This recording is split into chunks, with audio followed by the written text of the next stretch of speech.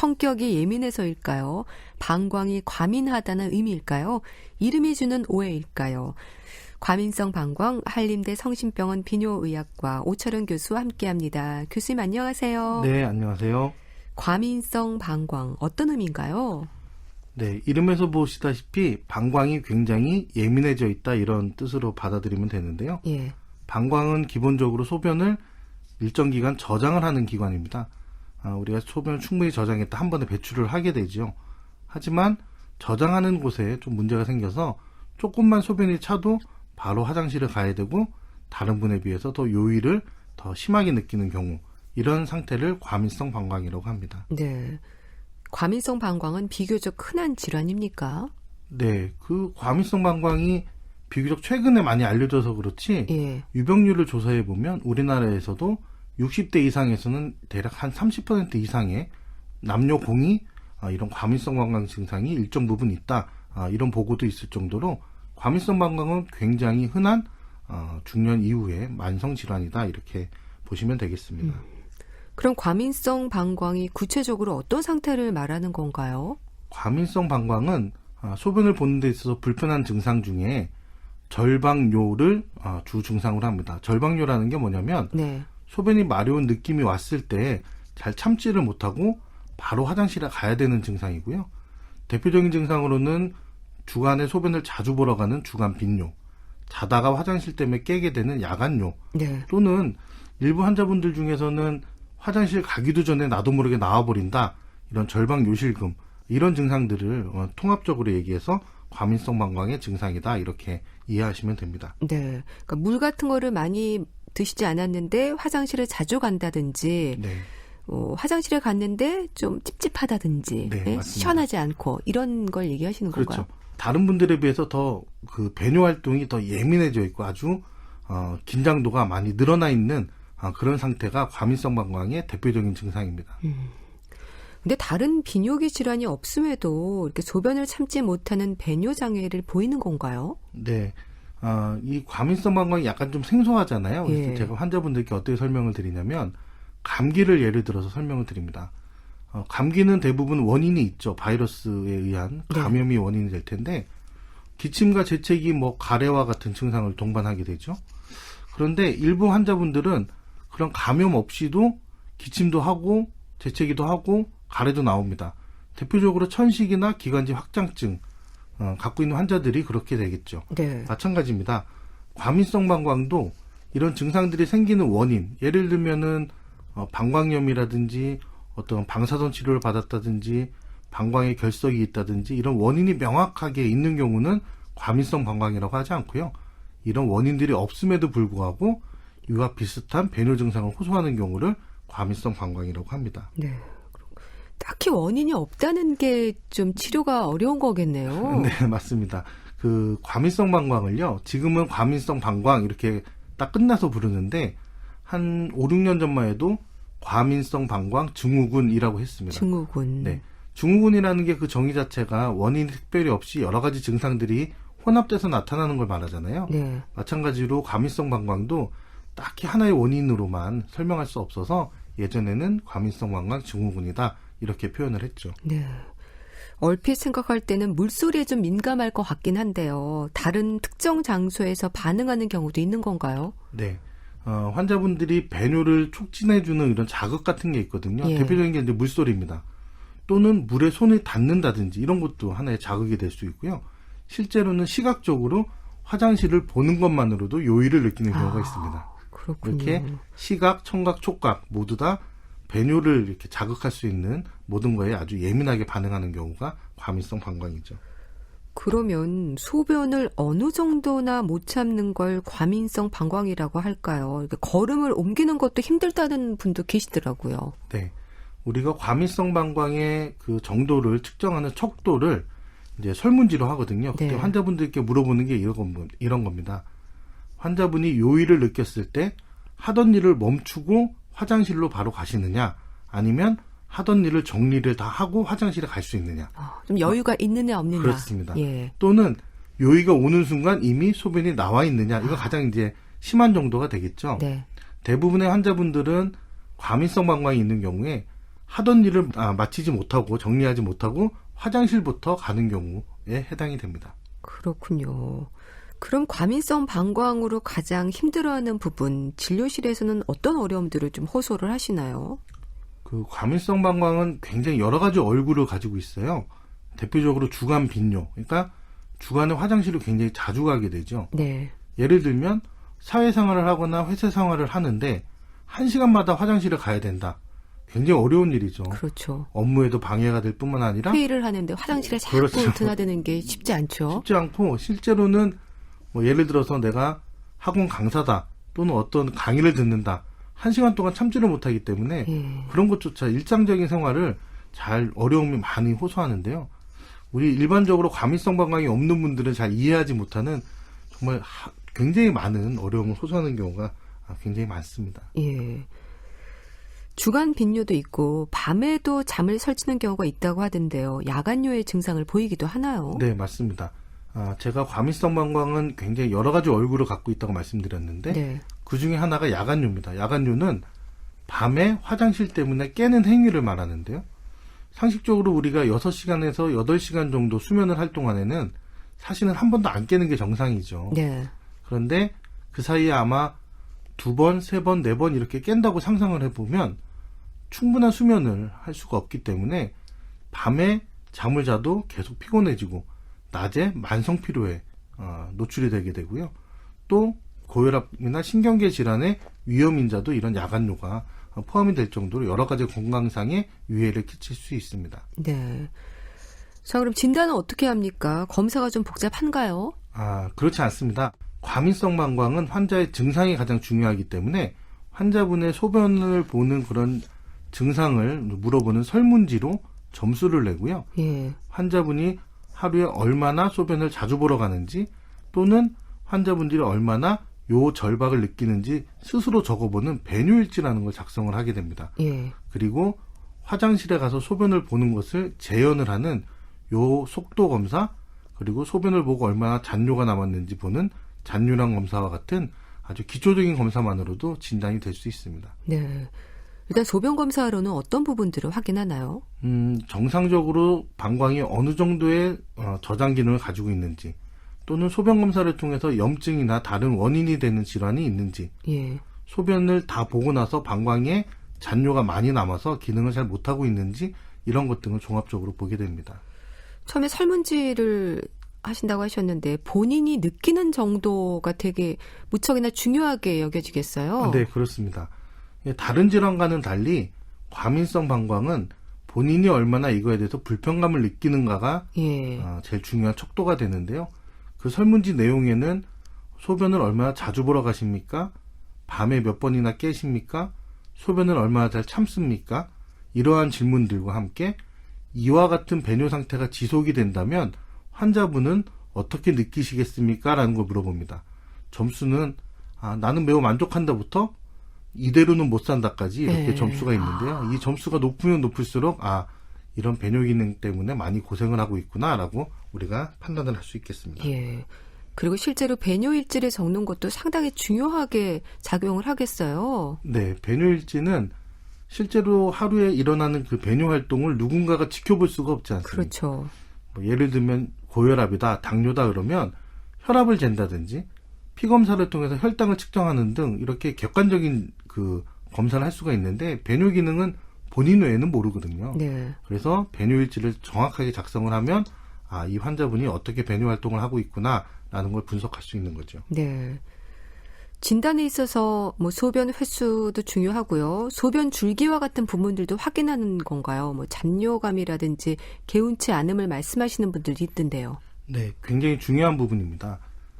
방광은 소변을 일정 부분 저장을 했다가 한꺼번에 배출을 하게 되는데 요속 또는 소변 줄기라고 해서 소변이 얼마나 강하게 나오느냐, 그리고 다 보고 난 다음에 얼마나 소변이 남아있느냐를 보게 되는데요. 네. 이 잔뇨감이라는 게 굉장히 중요합니다.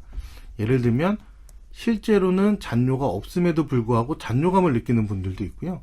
실제 잔뇨가 남기 때문에 잔뇨감을 느끼는 분들도 있습니다. 네. 또는 거꾸로 잔뇨가 굉장히 많이 남았음에도 불구하고 잔뇨감을 못 느끼는 분들도 있습니다.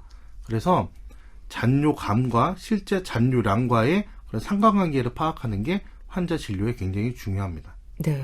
잔뇨감은 사실 본인 스스로가 느끼는 거여서 네, 맞습니다. 진단이 쉽진 않겠어요. 네. 잔뇨감이 많은 분들 중에요. 실제로는 소변이 남아있지 않은데 잔뇨감을 느끼게 되면 화장실에 또 가서 한두 방울 정도 보고 나왔다가 또 가고 이런 걸 반복하게 되는 거죠. 실제로는 볼 소변이 없는 겁니다. 그렇죠. 네. 그 예민해서 그럴 수도 있습니까? 이 과민성 방광이라는 질환명 자체가 과민이라는 게 들어가잖아요. 예. 또는 요거와 비슷한 신경인성 방광이라는 병도 있는데 제가 이 말씀을 왜 드리냐면 과민, 신경인성 이런 말이 들어가니까 내가 너무 예민해서 다른 사람보다 더 예민해서 그런 거구나. 이건 기능적인 게 아니라 어떻게 마음을 다스리면 되는구나. 예. 이렇게 판단하는 경우도 있거든요. 하지만 이름에서 주는 오해일 뿐이고요. 실제로는 방광 기능이 예민해서 그런 겁니다. 그렇군요. 남성들의 경우에는 전립선 비대증이라든지 전립선 질환이 연관이 있다거나 하진 않나요? 네, 맞습니다. 과민성 방광하면 남성분이 더 많을까요? 여성분이 더 많을까요? 여성분들이 많지 않을까요? 네, 전체적으로는 여성분이 많다고 생각을 하지만 실제로 65세 이상이 되면 남성분들한테 유병률이 더 올라갑니다. 그렇군요. 네, 과민성 방광은 여성분들에게만 있다고 잘못 오해할 수 있는데 실제로 전체적인 유병률은 비슷하거든요. 더군다나 말씀하신 대로 전립선 비대가 아주 오랫동안 진행이 되면 2차적으로 방광 기능이 약화가 되고 네. 그것 때문에 과민성 방광이 오는 경우가 굉장히 많습니다. 여성들 같은 경우는 골반 건강하고도 관련이 있을 수 있다는 말을 들었습니다. 네, 맞습니다. 그 여성분들 같은 경우에는 방광을 둘러싸고 있는 골반 지지 근육 또는 요 자재를 담당하는 그런 관략근 같은 것들이 다 하나로 이렇게 연결이 되어 있거든요. 예. 그래서 이쪽 골반 지지 근육들이 많이 약하게 되면 방광의 기능이나 어떤 실금에 그런 영향을 미치게 되기 때문에 여성의 골반 건강은 이러한 배뇨 기능과 아주 밀접한 관계가 있다고 할 수 있겠습니다. 네. 아무래도 과민성 방광 역시 되도록 빨리 치료하는 게 효과면에서도 좋지 않을까 싶은데 점점 심해진다거나 하는 위험도 있는지도 궁금합니다. 네, 많은 만성 질환이 다 마찬가지겠지만 초기에 잘 관리를 한다면 더 진행을 막을 수는 있죠.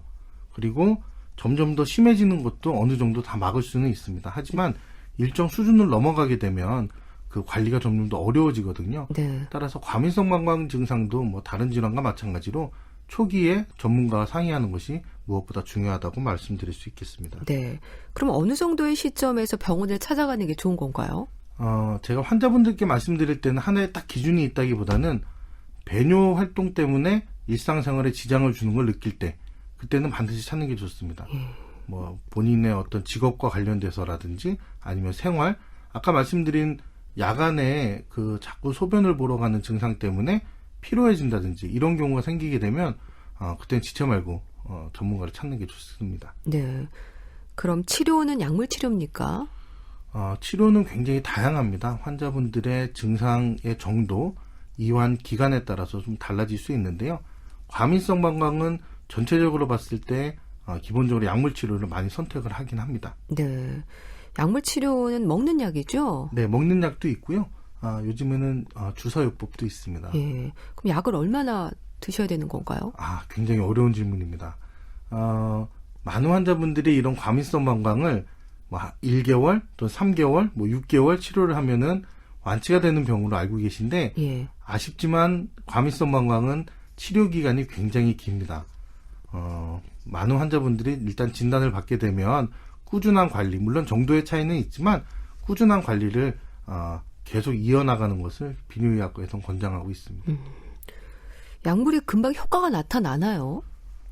환자분들마다 좀 다르긴 한데 우리가 치료 효과를 판정하는 것은 초기 약물 투약 후에 2주에서 4주 정도면 환자분들의 치료 효과가 나타날 수 있다 이렇게 알려져 있습니다. 근데 좀 치료 효과가 나타나서 편해졌다 하면 약을 끊으시는 분들이 계실 것 같습니다. 약을 끊고 다시 더 악화돼서 다시 병원을 찾고 이런 분들이 굉장히 많은데 유럽하고 미국에서 진행된 연구 논문이 하나 있어요. 환자분들이 처음 진단을 받고 약물 치료를 한 후에 1년 뒤에 몇 %의 환자분들이 꾸준히 치료를 받고 있는가 이런 걸 조사를 해봤더니 네. 아쉽게도 60% 미만입니다. 그렇군요. 반 정도 환자분들은 중간에 치료를 포기하거나 아니면 다시 그냥 참고 사는 그런 경우가 많이 있었습니다. 효과가 나타나도 계속 약물을 일단 복용을 해야 되는 거네요. 네. 그 약물도 종류가 굉장히 다양하고 예. 용량도 여러 가지로 나와 있기 때문에 증상이 많이 호전된다면 약물의 종류를 줄이고 용량도 줄이고 뭐 어느 정도 조절이 되면 일시적으로 끊어보고 이런 것들을 전문가 상담에서 이렇게 진행을 하시면 환자분들이 뭐 한 번 진단받으면 평생 약을 먹어야 되니까 나는 오히려 병원에 안 갈 거야 이렇게 예. 생각하시는 분들이 많이 있거든요. 그렇게 생각하지 마시고 전문가와 상의하시면 어느 정도 약물 치료 후에 휴지기도 갖고 다른 치료 방법도 권해드리고 할 겁니다. 약물 치료 외에 행동 치료라는 건 뭘 말하는 건가요? 네, 그 배뇨 기능을 스스로 조절하는 것들을 밖에서 관리를 해주는 거라고 생각하시면 됩니다. 골반 근육 운동이라든지 소변이 마려운 순간에 어떠한 골반 근육을 강화시킴으로써 그 순간을 넘기게 되면 일정 기간 동안 다시 그 요일을 느끼지 않는 경우가 많이 있거든요.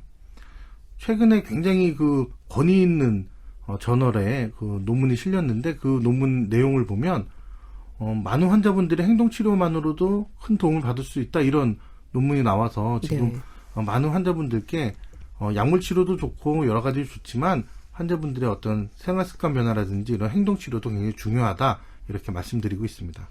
골반 근육 운동 얘기하셨는데 소변을 참는 것도 행동 치료 중에 하나입니까? 네, 일환입니다. 근데 무조건 소변을 참는 건 아니고요.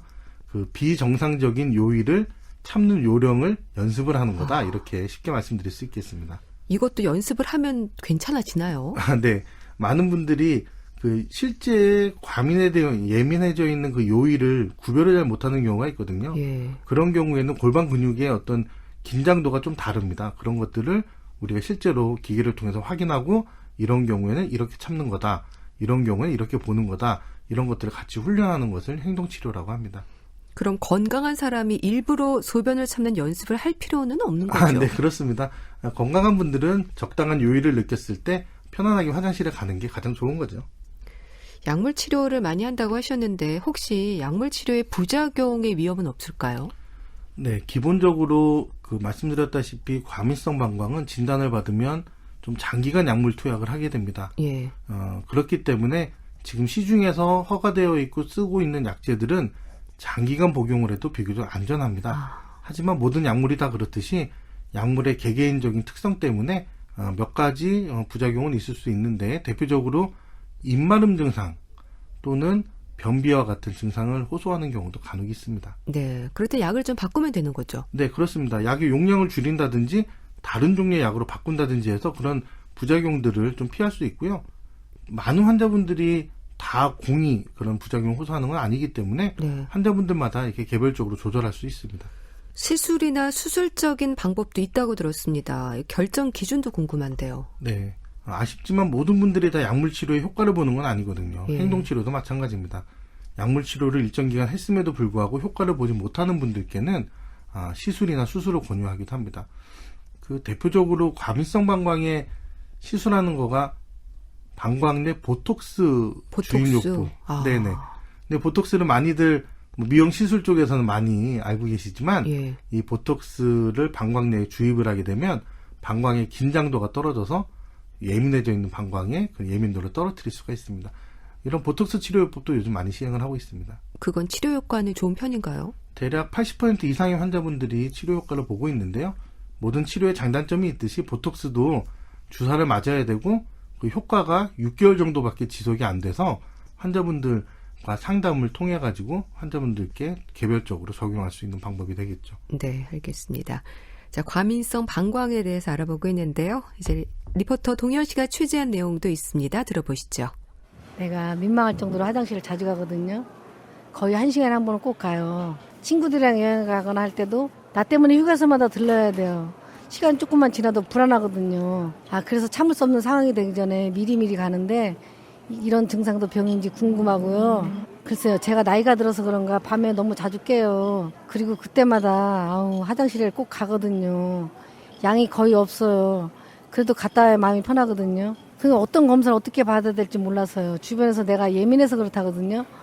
근데 정말 그런 건지 정말 모르겠어요. 네. 습관적으로 미리 화장실에 다녀오지 않으면 불안해하는 분들이 계십니다. 이런 증상도 과민성 방광일까요? 네. 닭이 먼저일까 달걀이 먼저일까 이런 문제인데요. 네. 배뇨 곤란 때문에 많이 고생하시는 분들은 화장실만 봐도 화장실을 가고자 합니다. 안 가면 불안하죠? 예. 그게 자꾸 증상을 더 악화시키고 이렇게 돼서 우리는 이제 배뇨 불안이라고 하는데요. 과민성 방광이 오래된 분일수록 이런 불안 증상을 많이 느끼게 되죠. 이분처럼 1시간에 한 번은 너무 많은 거 아닐까 싶기도 한데 맞습니다. 어떨까요? 네, 정상적으로 하루에 몇 번 정도 화장실에 가는 게 정상일까요? 많은 분들한테 여쭤보면 생각보다 잘 모르시는데 예. 주간에는 한 6회에서 8회 정도 이렇게 가는 게 정상이에요. 네, 주간을 한 18시간 정도로 본다면 한 3시간에 한 번 정도? 3시간에 한 번 예, 정도. 이게 정상이죠. 1시간에 한 번은 굉장히 자주 가는 거죠. 예. 가고 싶지 않아도 밤에 자다 깨서 화장실에 가신다고 합니다. 소변 때문에 잠을 설치는 일이 잦으면 과민성 방광뿐 아니라 건강상의 위험도 생기지 않을까요? 네, 맞습니다. 밤에 수면 부족은 낮 동안의 만성 피로의 원인이 되기도 하고 환자분의 어떤 우울감을 더 증가시키기도 하겠죠. 네. 실제로는 야간에 이렇게 수면을 자꾸 방해를 받게 되면 고혈압이나 심혈관계 또는 신경계 질환의 발생률도 높아지는 것으로 알려져 있습니다. 그럼 과민성 방광의 예방법이 있을까요? 네, 과민성 방광은 방광이 예민해져 있는 그런 환경을 좀 피해야 되는데요. 예. 대표적인 게 카페인이 많이 들어있는 음료라든지 알코올 성분이 들어있는 어떤 주류라든지 또는 흡연도 하나의 원인이 됩니다. 예. 그 외에도 과체중도 원인이 될 수가 있고요. 그러니까 이러한 것들을 위험인자라고 하는데 이런 위험인자들을 최대한 피하는 것이 무엇보다도 중요하고요. 만약에 이런 과민성 방광이 시작이 되는 것 같다 그러면 초기에 이런 것들을 교정하는 그런 노력이 필요하겠습니다. 방광염에 자주 걸리시는 분들이 과민성 방광일 수도 있습니까? 네. 과민성 방광의 증상하고 방광염 증상하고 비슷한 부분이 많이 있죠. 네. 방광염에 걸려보신 분들은 소변을 굉장히 자주 보러 가고 잔뇨감도 느끼고 계속 화장실에 왔다 갔다 하게 됩니다. 예. 이런 과민성 방광의 원인은 아직까지는 하나로 볼 수는 없지만 만성적인 방광염 또는 재발하는 방광염이 과민성 방광의 위험인자임에는 틀림이 없습니다. 네. 골반 수축 운동에도 관심이 많은데요. 어떤 방법을 말하는 건가요? 골반 수축 운동은 인터넷 같은 데 보시면 많이 나와 있습니다. 골반을 수축했다가 풀어주는 걸 반복을 함으로써 우리가 근력 운동하듯이 골반 근육 운동을 강화시켜주는 운동입니다. 누워서도 할 수 있고요. 앉아서도 할 수 있습니다. 예. 자, 이런 증상을 보인다면 과민성 방광에 대한 검사를 좀 받아보는 게 좋다. 조언을 해주신다면요. 배뇨 활동 때문에 사회생활이나 일상생활에 지장을 받는다. 또는 소변이 마려운데 하던 일을 정리하지 못하고 화장실부터 가야 된다라는 증상이 시작이 되면 반드시 전문가를 찾는 것이 좋겠습니다. 네. 그 불편한 정도를 느끼면 가야 되는 건가요? 네. 그 불편한 정도를 너무나 오랫동안 참아서 나중에는 과민성 방광의 가장 심한 정도인 절방 요실금. 다시 말하면 화장실 가서 바지 내리기도 전에 소변이 나와버린다 이렇게 표현하시거든요. 심해지면 요실금까지 가는 그렇습니다. 거군요. 과민성 방광의 가장 끝단에 있는 것이 바로 절방 요실금이 되겠습니다. 네, 알겠습니다. 말씀 잘 들었습니다. 건강정보 예속은노. 오늘은 과민성 방광에 대해서 알아봤는데요. 한림대 성심병원 비뇨의학과 오철용 교수와 함께했습니다. 감사합니다. 감사합니다.